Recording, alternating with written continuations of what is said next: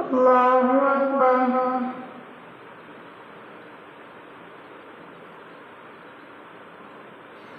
الحمد لله رب العالمين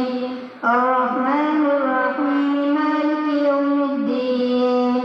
إياك نعبد وإياك نستعين اهدنا الصراط المستقيم صراط الذين أنعمت عليهم غير المغضوب عليهم ولا الضالين.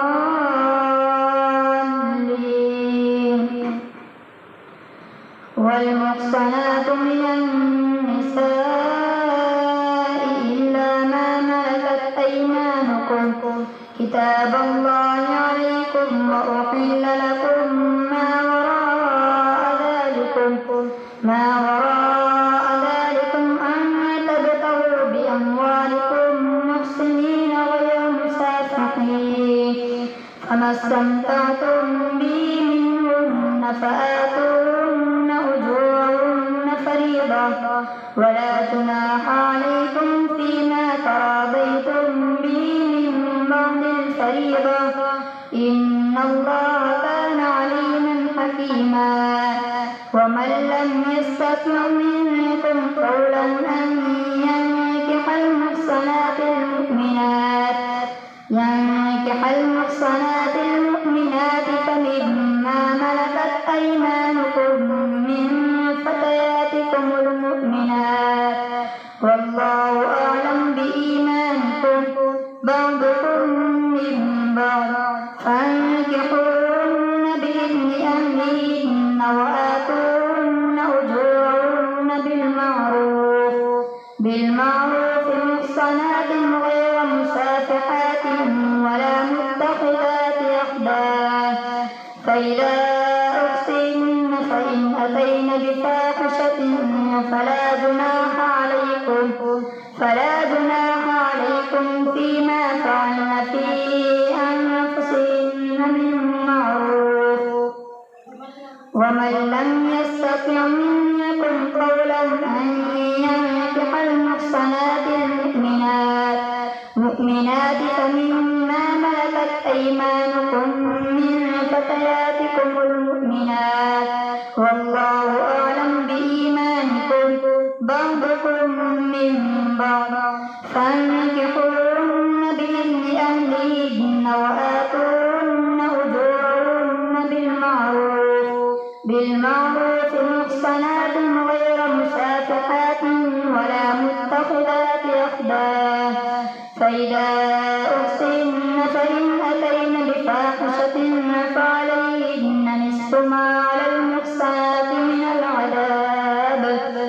ذلك لمن خشي العنة منكم وأن تصبروا خير لكم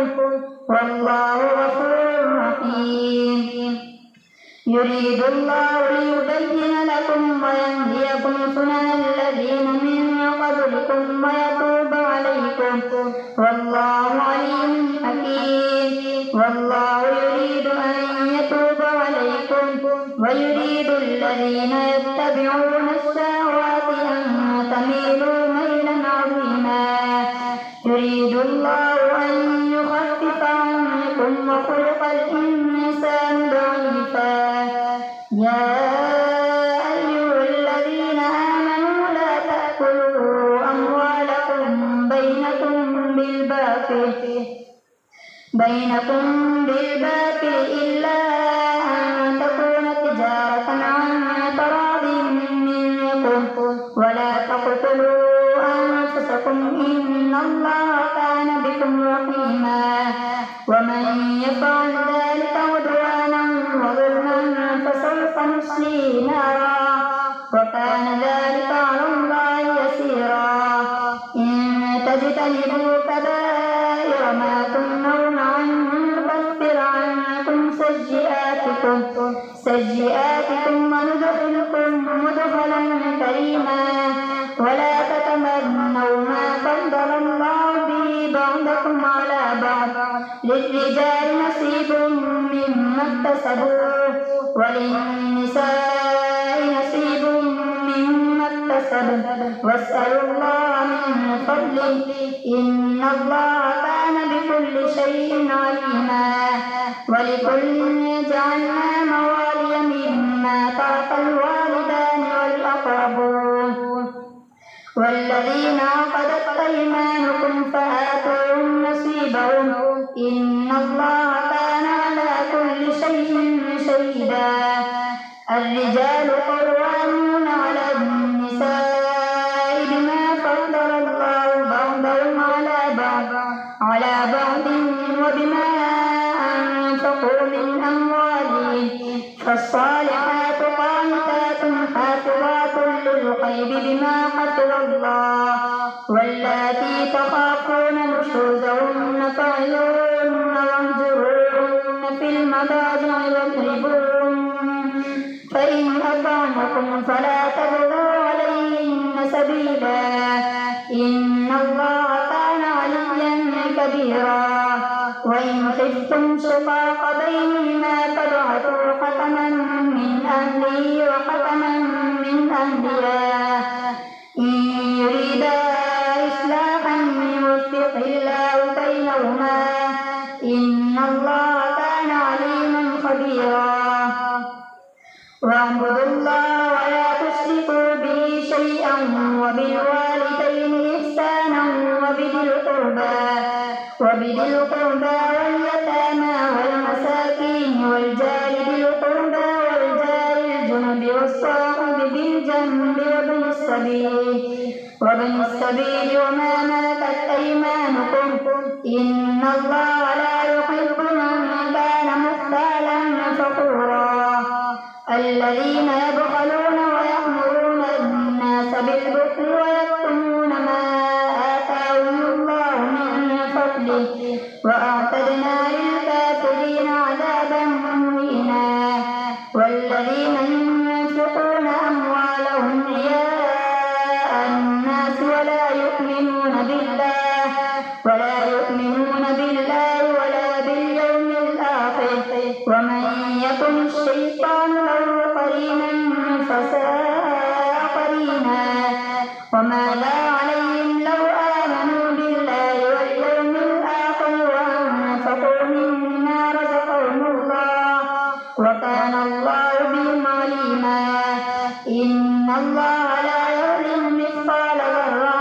وإن تك حسنة يضاعفها ويؤت من لدنه أجرا عظيما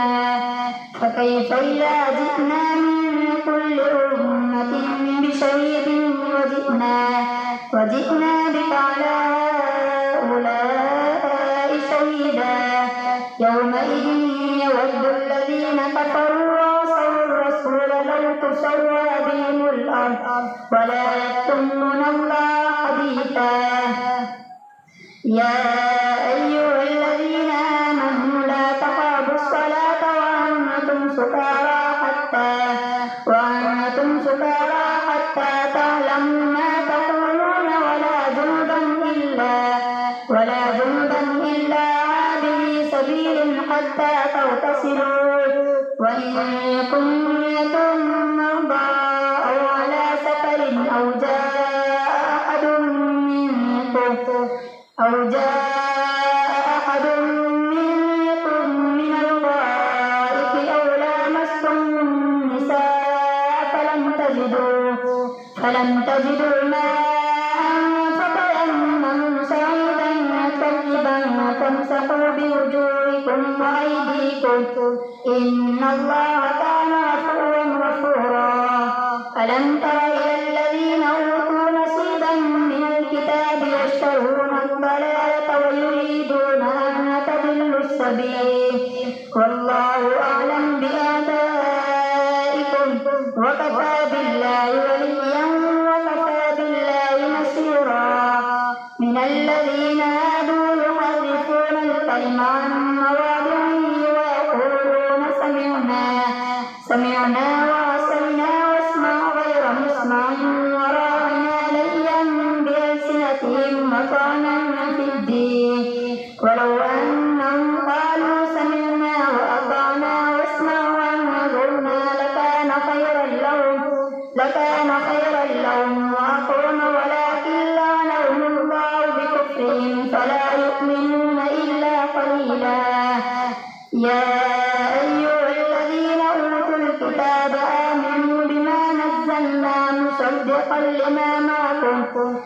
مصدقا لما معكم من قبل أن نطمس وجوها فنردها على أدبارها أو نلعنهم كما لعنا أصحاب السبت وكان أمر الله مفعولا إن الله لا يغفر أن يشرك به ويغفر ما دون ذلك لمن يشاء ومن يشرك بالله فقد افترى إثما عظيما ألم تر إلى الذين يزكون أنفسهم بل الله يزكي من يشاء ولا يظلمون فتيلا انظر كيف يفترون على الله الكذب وكفى به إثما مبينا ألم تر إلى الذين أوتوا نصيبا من الكتاب يؤمنون بالجبت والطاغوت ويقولون للذين كفروا هؤلاء أهدى من الذين آمنوا سبيلا أولئك الذين لعنهم الله ومن يلعن الله فلن تجد له نصيرا أم لهم نصيب من الملك فإذا لا يؤتون الناس نصيرا أم يحسدون الناس على ما آتاهم الله من فضله فقد آتينا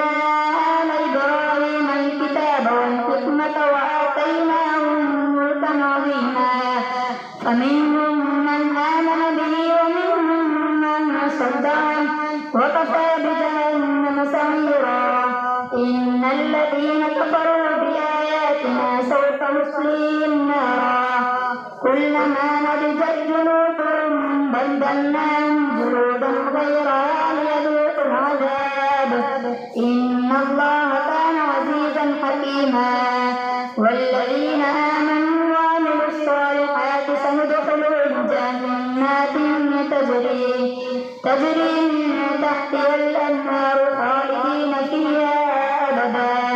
لهم فيها أزواج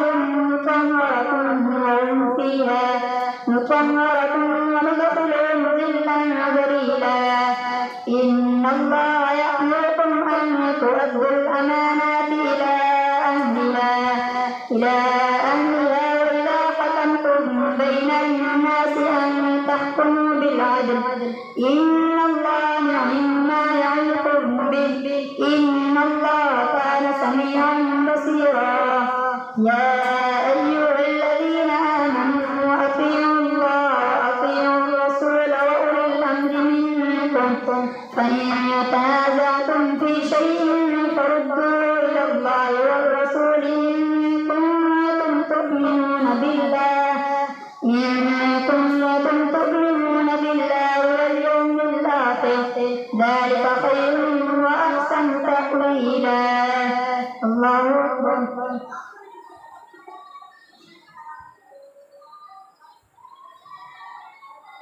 سمع الله لمن حمده الله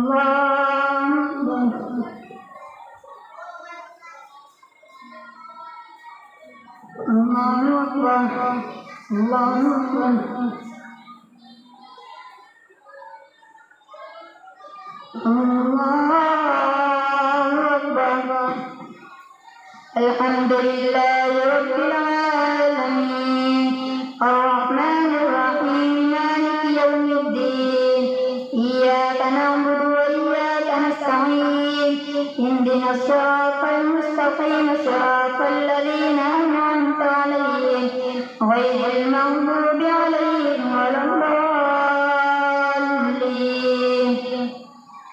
ألم تر إلى الذين يزعمون أنهم آمنوا بما أنزل إليك وما أنزل إليك من قبل أن تنزل التوراة ألم تر إلى الذين يزعمون أنهم آمنوا بالله وما أنزل إليك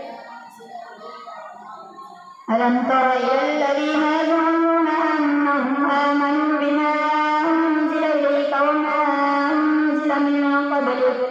من قبلك يريدون أن يتحاكموا إلى الطاغوت وقد أمروا ويريد الشيطان أن يضلهم ضلالا بعيدا وإذا قيل لهم اتبعوا ما أنزل الله قالوا ألم تر إلى الذين يزعمون أنهم آمنوا بما أنزل إليك وما أنزل من قبلك يريدون أن يتحاكموا إلى الطاغوت وقد أمروا أن يكفروا به ويريد الشيطان أن يضلهم ضلالا بعيدا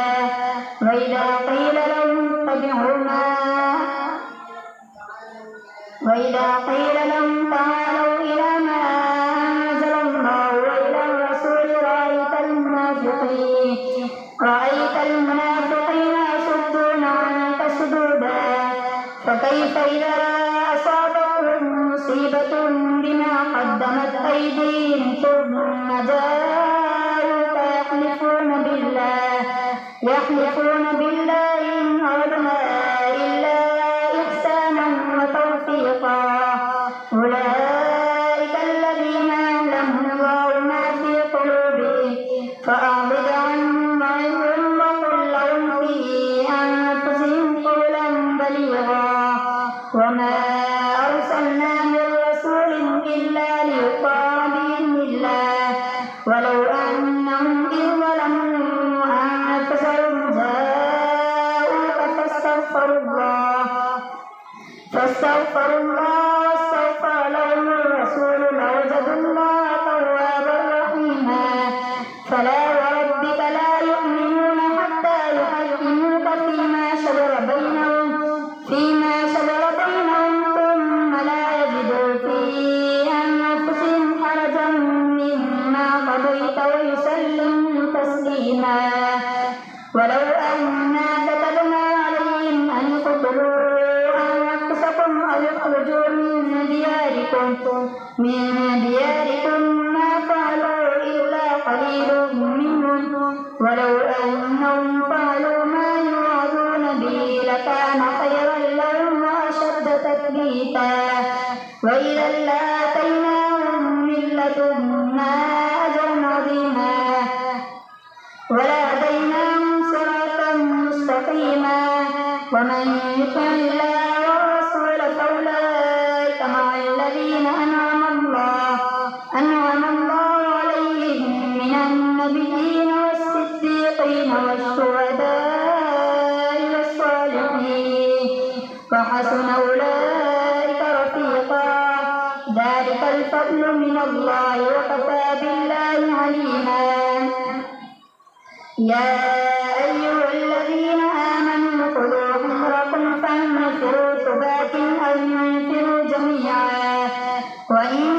منكم لمن ليبطئن فإن أصابتكم مصيبة قال قد أنعم الله علي إن لم أكن معهم شهيدا ولئن أصابكم فضل من الله ليقولن كأن لم تكن بينكم وبينه مودة يا ليتني كنت معهم فأفوز فوزا عظيما فليقاتل في سبيل الله الذين يشرون الحياة الدنيا بالآخرة ومن يقاتل في سبيل الله فيقتل أو يغلب فسوف نؤتيه أجرا عظيما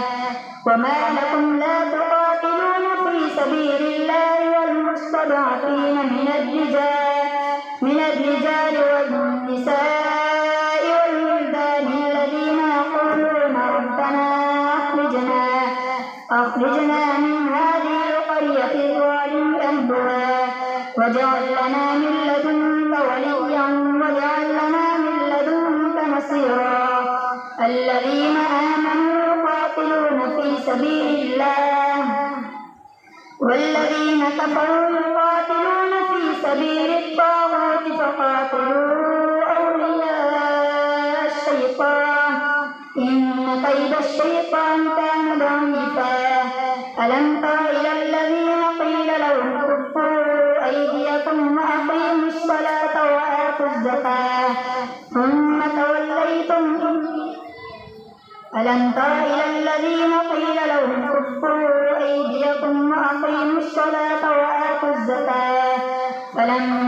كتب عليهم القتال إلى فريق منهم يخشون الناس كخشية الله أو أشد خشية وقالوا ربنا لم كتبت علينا القتال لولا أخرتنا إلى أجل قريب قل متاع الدنيا قليل والآخرة خير لمن اتقى ولا تظلمون فتيلا أينما تكونوا يدرككم الموت ولو كنتم في بروج مشيدة وإن تصبهم حسنة يقولوا هذه من عند الله وإن تصبهم سيئة يقولوا هذه من عندك قل كل من عند الله فما لهؤلاء القوم لا يكادون يفقهون حديثا ما أصابك من حسنة فمن الله وما أصابك من سيئة فمن نفسك وأرسلناك للناس رسولا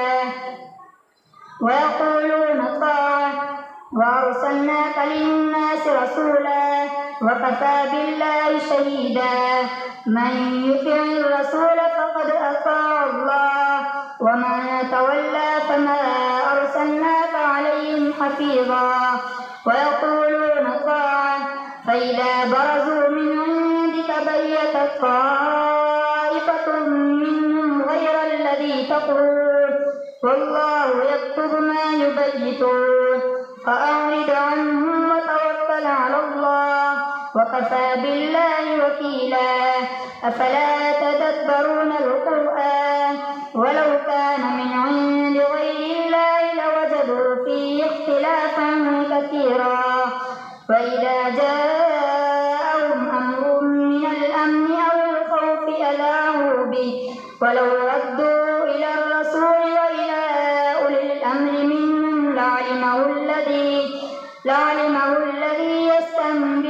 لعلمه الذين يستنبطونه منهم ولولا فضل الله عليكم ورحمته لاتبعتم الشيطان إلا قليلا